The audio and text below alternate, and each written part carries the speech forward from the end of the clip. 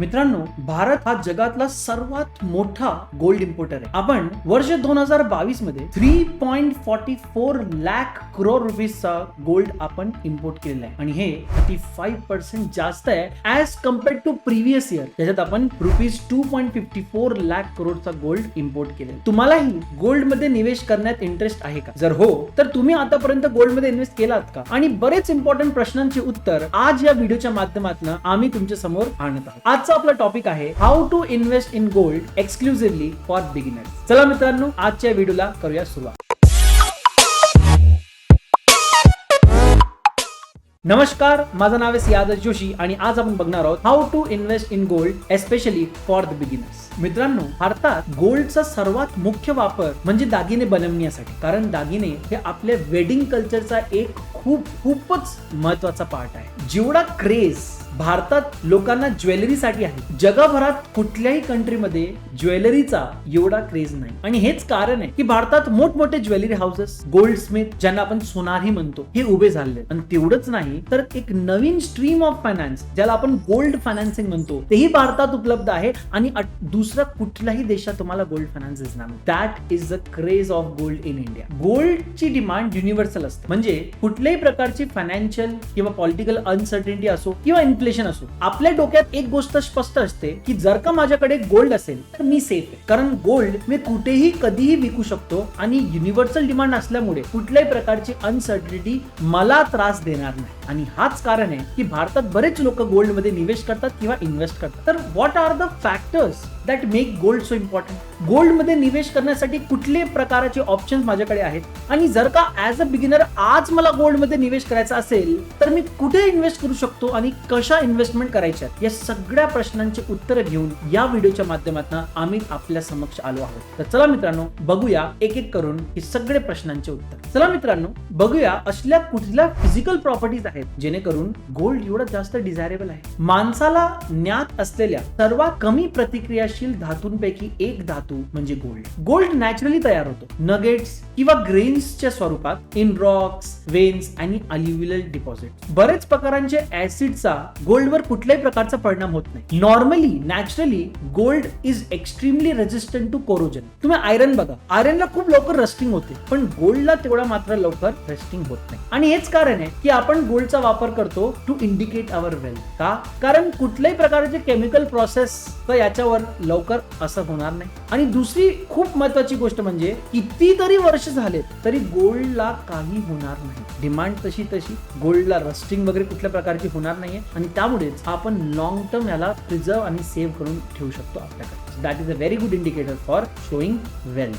गोल्डची अजून एक physical characteristics आहे. काय? गोल्ड डेन्स पण आहे आणि सॉफ्ट पण, म्हणूनच आपण याला मेलिएबल आणि डक्टाइल म्हणतो. मेलिएबलचा अर्थ असा की आपण हॅमरचा वापर करून गोल्डला बारीक शीट मध्ये कन्वर्ट करू शकतो. तसंच गोल्डची आपण एक बारीक तारा पण क्रिएट करू शकतो. आणि म्हणूनच हीट आणि फिजिकल फोर्सचा वापर करून गोल्डचे अतिशय सुंदर दागिने तयार करण्यात येतात. आणि हेच कारण आहे की गोल्डचा सर्वात जास्त वापर होतोय ज्वेलरी सेक्शन मध्ये, कारण आपण कुठल्याही प्रकारचे शेप त्यांना देऊ शकतो, आपण त्यांना रियूज पण करू शकतो किंवा कॉइन्स मध्ये पण कन्वर्ट करू शकतो, आणि ते लॉंग लास्टिंग त्यांचा लाईफ होऊन जातं. आणि या सगळ्या प्रॉपर्टीमुळेच आज गोल्डचा सर्वात जास्त वापर भारतात ज्वेलरी बनवण्यासाठी, दागिने बनवण्यासाठी होतो. तेवढंच नाही तर या प्लॅनेट अर्थवर एक लिमिटेड क्वांटिटी मध्ये, that too a very rare quantity मध्ये गोल्ड उपलब्ध आहे. आणि म्हणूनच याचा वापर कॉइनेज, ज्वेलरी आणि वेल्थ दर्शवण्यासाठी वापर करण्यात येतो, because of rarity and because of the limited availability as well. आता एक खूप महत्वाचा प्रश्न, as an investment option gold चांगला ऑप्शन आहे? मित्रांनो, फर्स्ट अँड फॉरमोस्ट लक्षात घ्या, लॉंग टर्म मध्ये गोल्डची डिमांड सतत असणार आहे, वर्षानुवर्ष, पण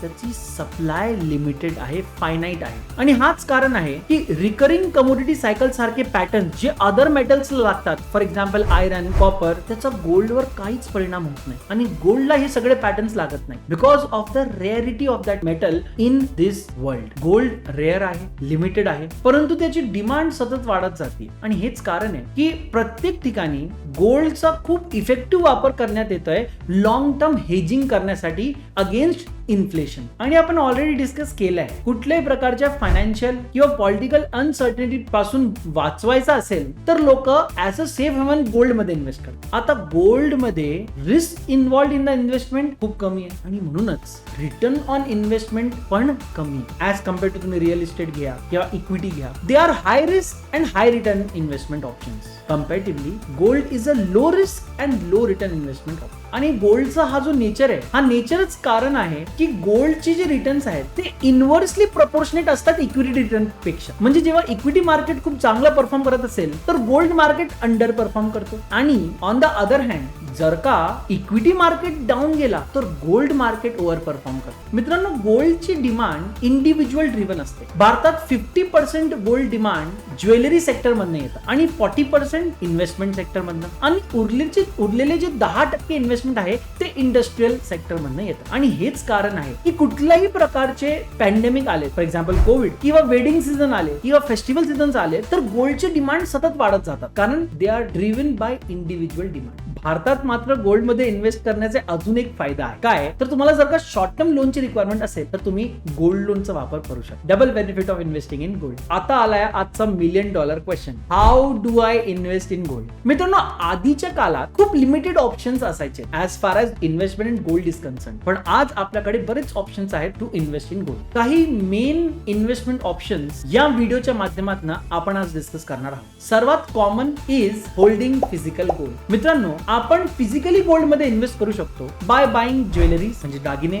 किंवा गोल्ड कॉइन्स किंवा गोल्ड बार. हे आपण ज्वेलर्स कडनं विकत घेऊ शकतो किंवा इन्स्टिट्यूशनल कडनं पण, फॉर एक्झाम्पल बँक्स कडनं पण आपण विकत घेऊ शकतो. जर का तुमचं इंटेन्शन फक्त इन्व्हेस्टमेंट असेल then don't invest in jewellery, then invest in gold bars and coins. कारण म्हणजे ज्वेलरीमध्ये मेकिंग आणि ब्रेकिंग चार्जेस लागतात. हे चार्जेस गोल्ड बार किंवा गोल्ड कॉइन्स वर लागत नाही आणि हे आपल्याला सेफ ठेवण्यासाठी पण कन्व्हिनियंट असतात. दुसरं ऑप्शन म्हणजे investment in gold saving schemes. बरेच ज्वेलर्स आजकाल हे SIP सारखी स्कीम काढतात ज्याच्यात आपण एक अमाऊंट पर मंथ इन्व्हेस्ट करतो आणि SIP सारखे हे अमाऊंट फिजिकल गोल्ड मध्ये इन्व्हेस्ट होतात. तिसरा ऑप्शन आपल्याकडे काय आहे, that is investment in gold sovereign bonds issued by reserve bank of India on behalf of government of India. भारतात डिजिटली गोल्ड मध्ये इन्व्हेस्ट करण्याकरिता हा सर्वात सेफ ऑप्शन आहे with a yearly interest of 2.50% आणि minimum investment required is 1 gram. Maximum investment possible is 4 kg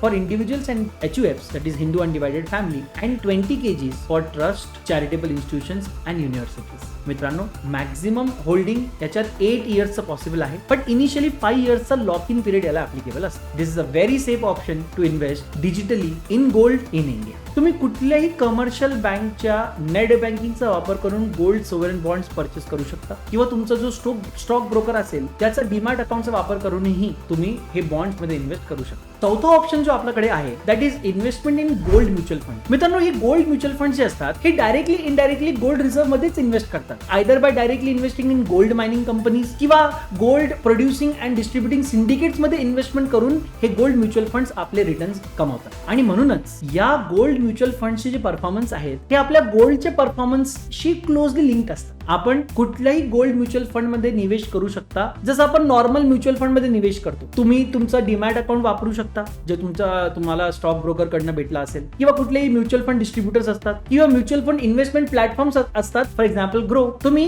यांचा वापर करून इन्व्हेस्ट करू शकता गोल्ड म्युच्युअल फंड मध्ये. फिफ्थ ऑप्शन जो आपल्याकडे आहे that is investment in gold ETFs. मित्रांनो, तुम्हाला कधीतरी डोक्यात असा आला असेल की मला गोल्ड मध्ये इन्व्हेस्ट करायचं आहे, पण ना गोल्ड मध्ये इन्व्हेस्ट करा आणि मग ते इन्व्हेस्ट केलेल्या गोल्डला सेफ ठेवण्यासाठी लॉकर सिस्टीम मध्ये इन्व्हेस्ट करा आणि त्याला सेफ किपिंग साठी तुम्हाला सतत तुमच्या डोक्यात असं असेल की अरे गोल्ड आहे त्याला जरा मला जपून ठेवावं लागेल. तर जर का तुम्हाला गोल्ड मध्ये इन्व्हेस्ट करायचं असेल आणि सेम रिटर्न्स हवे असतील पण तुम्हाला मात्र ते टेन्शन नकोय सेफ किपिंगचा, तर तुम्ही गोल्ड ETF मध्ये इन्व्हेस्ट करू शकता. गोल्ड ETF म्हणजे काय, लेट्स सी.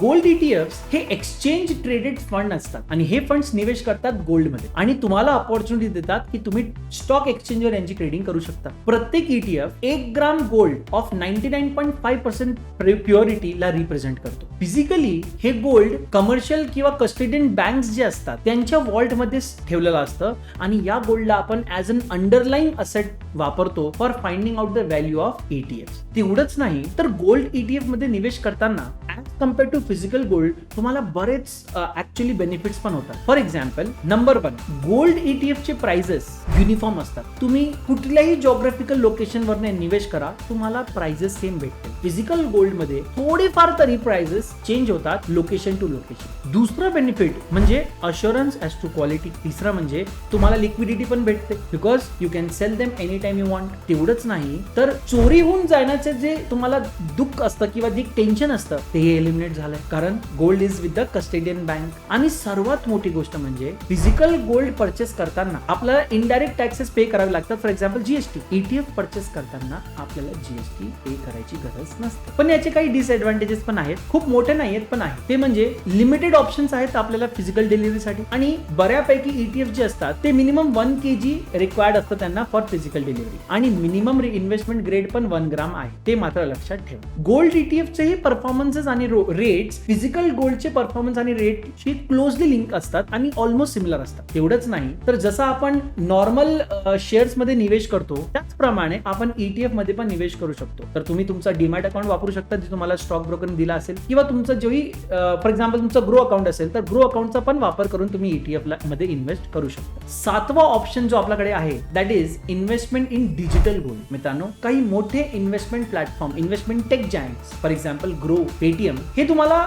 डिजिटल गोल्ड मध्ये निवेश करण्याची संधी देतात. यांचे ऍडव्हान्टेजेस सेम असतात जस्ट लाईक गोल्ड ETFs. पण जे गोल्ड ETF चे ड्रॉबॅक्स आहेत ते मात्र ड्रॉबॅक्स एलिमिनेट केलेले आहेत डिजिटल गोल्डने. डिजिटल गोल्ड प्रोडक्ट्स अलाउ करतात की तुम्ही 10 रुपये सुद्धा निवेश करू शकता. तेवढंच नाही तर तुम्ही फिजिकल डिलिव्हरी पण मागू शकता. यांचे प्राइसेस फिजिकल गोल्ड सारखे असतात, क्लोजली लिंक असतात आणि जसं जसं फिजिकल गोल्ड परफॉर्म करताय तसंच ते डिजिटल गोल्ड पण परफॉर्म करतो. डिजिटल गोल्ड मध्ये निवेश करण्यासाठी तुम्हाला specialised investment platforms like Groww चा वापर करावा लागतं किंवा तुम्ही ट्रेडिशनल मेथडनी HDFC सिक्युरिटीज किंवा payment apps for example Paytm, Google Pay, PhonePe यांचा वापर करूनही तुम्ही डिजिटल गोल्ड मध्ये निवेश करू शकता. या 7 ऑप्शन्स पैकी सर्वात कन्व्हिनियंट आणि बेस्ट फॉर बिगिनर ऑप्शन आहे डिजिटल गोल्ड. कारण म्हणजे फिजिकल गोल्ड सेफ किपिंगचे जे तुम्हाला टेन्शन्स असतात ते एलिमिनेट झालेत. मिनिमम इन्व्हेस्टमेंट अमाऊंट पण एलिमिनेट झालाय. आता तुम्हाला 1 ग्राम मिनिमम इन्व्हेस्टमेंट नाही करायची गरज आहे. तुम्ही 10, 20, 100 रुपयांनी पण इन्व्हेस्टमेंट सुरू करू शकता. आणि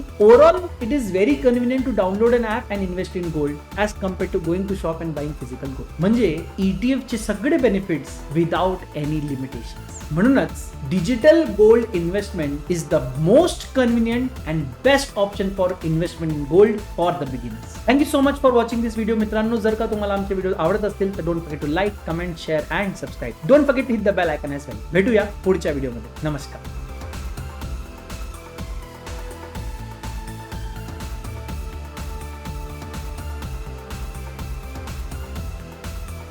Investment in securities market are subject to market risks. Read all the related documents carefully before investing. Please read the risk disclosure documents carefully before investing in equity shares, derivatives, mutual fund, and or other instruments traded on the stock exchanges.